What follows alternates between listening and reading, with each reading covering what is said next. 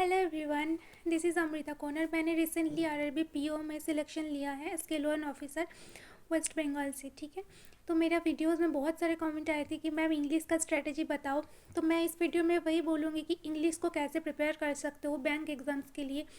जो भी बैंक से एग्ज़ाम, चाहे बैंक एग्ज़ाम, बैंक की एग्ज़ाम हो, इंश्योरेंस की एग्ज़ाम हो, कुछ भी एग्ज़ाम हो, सबके इंग्लिश का स्ट्रेटजी सेम है। ठीक है, तो विदाउट एनी फर्दर डिले इस वीडियो को स्टार्ट करते हैं। ठीक है, कि कैसे कर सकते हो। देखो, मेरा भी इंग्लिश वीक था, बट मैंने भी इसको बहुत सारा प्रैक्टिस कर करके इसको मॉडरेट लेवल में लेके गया कि एटलीस्ट मुझे एक मतलब ऐसा है कि मेरा ऐसा टारगेट था कि मुझे एटलीस्ट प्रीलिम्स में 20 आउट ऑफ 20 मिल जाए, आउट ऑफ 30, एंड मेंस में मुझे कुछ ना हो कि 20 to 25 मिल जाए। ठीक है, मिनिमम में मैक्सिमम कुछ भी हो तो मुझे मिल जाए, इसमें भी मेरा हो जाएगा। तो मुझे इतना मैंने टारगेट सेट कर लिया था। ठीक है, अब देखो, जो मेरा सोर्सेस था वो बहुत सिंपल था, और मैं आपको रिकमेंड करूँगी कि आपका भी जो सोर्सेस है ना वो बहुत ज़्यादा सिंपल रखना।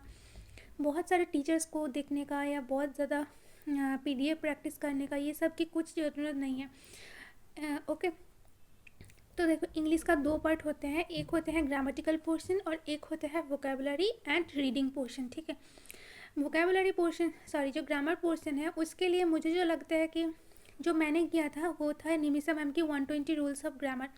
इसको पढ़ के, इसको पढ़ाई मतलब पूरा कंप्लीट क्लास देख के, मैम की यूट्यूब में क्लास है, कॉपी में नोट डाउन कर लेना, उसको 3 to 4 टाइम रिवाइज़ कर लेना, मोर देन सफिशिएंट है।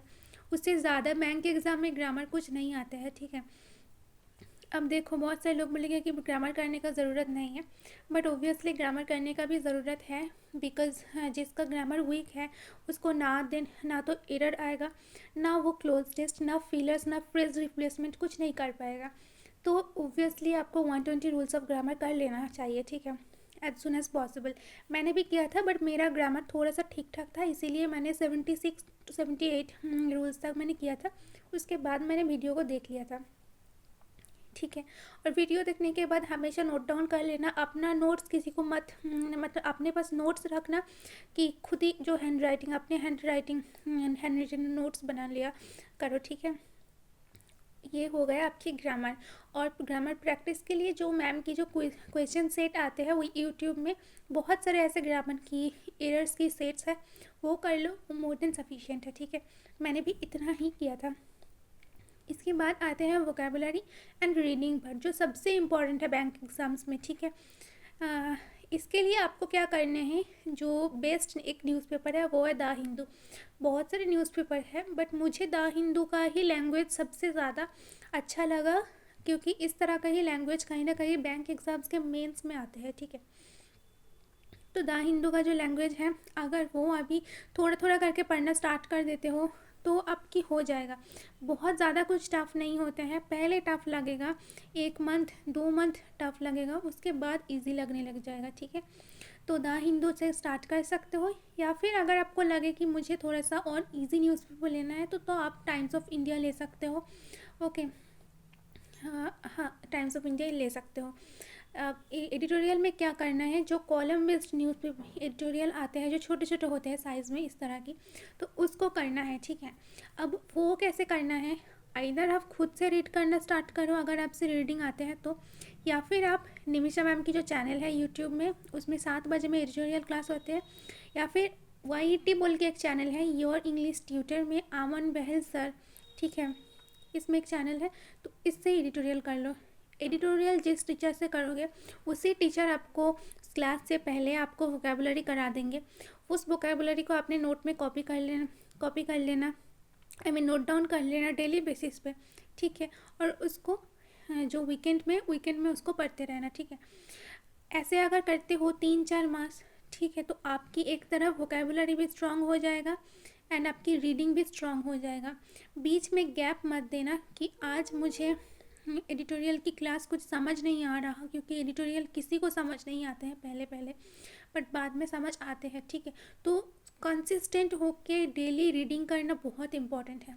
ठीक है, तो अगर इतना ही करते हो ग्रामर के लिए 120 रूल्स, वोकेबुलरी एंड रीडिंग के लिए एडिटोरियल, या फिर खुद से, या फिर आप निमिषा मैम और YET में अमन बहल सर से करो। इतना अगर आप रेगुलर बेसिस पे करते हो तो आपका ईज़िली हो जाएगा, ठीक है। मतलब आप इंग्लिश में बहुत अच्छा इम्प्रूव करोगे। बट इसके बाद आते हैं कि प्रैक्टिस भी तो करना है, कहाँ से प्रैक्टिस करना है। देखो प्रैक्टिस के लिए मॉक टेस्ट मैं बता दूंगी कि किस मॉक टेस्ट सीरीज़ का इंग्लिश सबसे बेस्ट है। वो है स्मार्ट की की सबसे बेस्ट इंग्लिश प्रोवाइड करते हैं, ठीक है। प्रैक्टिस मॉक या फिर ऑलिव बोर्ड, ये तीनों मॉक टेस्ट है जिसमें इंग्लिश बहुत अच्छा आते हैं, ठीक है। तो आप कहीं से भी प्रैक्टिस कर सकते हो। और एक सोर्स है वो है निमिषा मैम की, जो यूट्यूब में बहुत सारे सेट्स आते हैं एग्ज़ाम से पहले, ठीक है। तो वो कर सकते हो, ठीक है। इतना करोगे तो मोर देन सफिशिएंट होगा आपकी बैंक एग्ज़ाम में 20+ मार्क्स लाने के लिए। बहुत सारे लोग आपको बोलेगा कि वर्ड फॉर्मेट इजी करने के लिए या फिर कुछ और वोकेबुलरी के लिए बुक्स पढ़ने के लिए इतना कुछ करने का कोई ज़रूरत नहीं होते हैं। इतना मिनिमम सोर्स रखो, इस मिनिमम सोर्स में आप एटलीस्ट 20 मार्क्स कर पाओगे out of 30 and 25 marks out of 40 कर लोगे। मैंने भी किया था। मेरा इंग्लिश बहुत ज़्यादा सिंपल था, एकदम बेसिक था। मतलब ऐसा होता था कि मैंने जब स्टार्ट किया था तब मेरा भी ऐसे 9-10 मार्क्स आते थे। फिर मैंने इसको प्रैक्टिस करते करते 15 आउट ऑफ 30, देन अभी जैसे आते हैं कि 24-25 आउट ऑफ 30, ठीक है। बिकॉज मैंने भी बंगाली मीडियम था, मेरा इंग्लिश अच्छा नहीं था, बट मैं अब बैंक एग्ज़ाम्स के थ्रू उसको पढ़ते पढ़ते उसको अच्छा किया है। तो आप भी कर सकते हो। सोर्स हमेशा लिमिटेड रखना अपना, ठीक है। जो सोर्स मैंने बता दिया इसमें ही करो, ये बहुत अच्छा सोर्स है। बस इतना ही और कुछ नहीं।